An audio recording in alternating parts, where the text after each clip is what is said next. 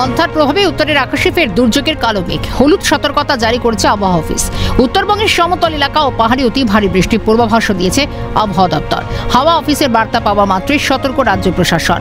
বন্যা বিধ্বস্ত এলাকায় চলছে মাইকিং। জলঢাকা নদীর পাড়ে যুদ্ধকালীন তৎপরতায় বাঁধ নির্মাণে নেমেছে সেচ দফতর। ক্ষতিগ্রস্ত পরিবারগুলির বাড়ি ঘর মেরামতির কাজে যোগ দিয়েছে সিভিল ডিফেন্সের কর্মীরা। আতঙ্কে ইতিমধ্যে অনেক আশ্রয় নিয়েছেন উঁচু জায়গায়, কেউ আবার ত্রাণ শিবিরে। চলছে খড়কুটো আঁকড়ে বেঁচে থাকার লড়াই। ভালো আতঙ্ক আছি তো, এমনি আতঙ্ক আছি। আরো যদি শুনি যে বন্যা ঢুকবে, এটা আরো তো আতঙ্ক ভয়ঙ্কর। এখন কি চাচ্ছেন তাহলে? হ্যাঁ, কি চাচ্ছেন আপনারা? এটা কি চাচ্ছি? বানাটা না হয় ভালো, তো বানা হলে তো আরো মুশকিল।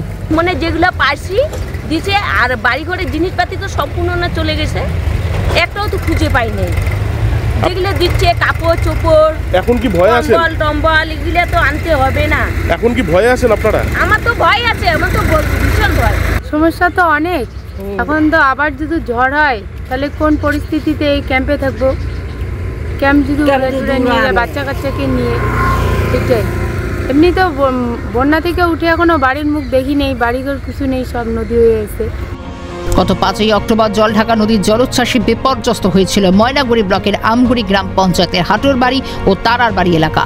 ভেঙে গিয়েছিল নদীর বাঁধ, ভেসে গিয়েছিল অসংখ্য ঘরবাড়ি। তখনই দুর্গতদের পাশে দাঁড়িয়ে ত্রাণ শিবির গড়ে তোলে রাজ্য সরকার। খাবার, চিকিৎসা থেকে শুরু করে থাকার জায়গা সবই পৌঁছে যায় মানুষের কাছে। বিপর্যয় কাটিয়ে উঠতে না উঠতেই ফের দুর্যোগের শঙ্কা উত্তরে। জেলা তৃণমূল চেয়ারম্যান রাজেশ কুমার সিং বলেন, সব রকম পরিস্থিতি মোকাবিলায় প্রস্তুত প্রশাসন।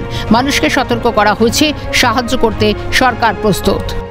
দেখুন, প্রশাসন সতর্ক আছে, মাইকিং করা হয়েছে এবং সেই দোকানে বৃষ্টি আসলে যে আমাদের ক্যাম্পগুলো ছিল সেই ক্যাম্পগুলোকেও রাখা আছে এবং সেখানে প্রয়োজনে যা যা পদক্ষেপ করার সবটাই প্রশাসন করবে এবং সামগ্রিকভাবে মানুষের পাশে আমরা থাকবই এবং অলরেডি সব দপ্তরে সব কিছুই খোলা আছে।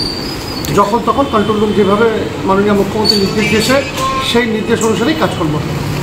প্রয়োজনে ত্রাণ শিবিরে আশ্রিত মানুষদের নিরাপদ স্থানে সরিয়ে নিয়ে যাওয়া হবে বলে জানিয়েছেন তৃণমূল নেতা মনোজ রায়। এত তাড়াতাড়ি তো বাঁধ কমপ্লিট হওয়ার কথা না, তবু অনেকটা কাজ এগিয়েছে এবং পাশাপাশি যদি এরকম পরিস্থিতি আবার হয় তাহলে পরে ওই এলাকার যে দুর্গত লোকগুলো আছে সেই লোকগুলোকে নিরাপদ জায়গায়, যেমন চারের বাড়ি স্কুল রয়েছে, ওখানে আমগুড়ি হাই স্কুল রয়েছে, যেগুলোর সঙ্গে প্রশাসন অলরেডি কথা বলেছে বলে আমি যতদূর জানি, সেগুলোকে আয়ত্তের মধ্যে রেখেছে প্রশাসন। যখন তখন প্রয়োজন হলে সেখানে তাদেরকে শিফটিং করা হবে।